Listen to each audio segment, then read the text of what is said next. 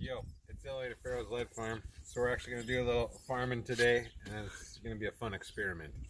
So I got this real shitty planter box that I made, and I have a whole bunch of basil. So what I'm going to do is I'm going to plant half of the plants on this side, half the plants on that side. Everything's the same so far. It's just a bunch of crappy ass Iowa dirt. But on this side, I'm going to put a whole bunch of just some pull down gunpowder that I have. You see this? This is just gunpowder fertilizer. So just to prove my point here, so I'll put a little bit right there on the old wood. Can you see that? Zoom in right there. Yeah. So let's light her on up.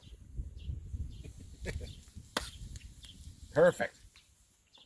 Yeah, so I can't think of anything more professional to do on a Sunday than to fertilize my garden bed for basil with copious amounts of gunpowder. It's gonna be awesome. Hope I don't blow myself up, but it's a risk I'm willing to take. So I'll keep you updated. Basil, gunpowder, basil, non-gunpowder. Probably gonna start a trend, break the whole gardening community, but if it happens, it happens. All right, that is all. Keep in touch. Carry on.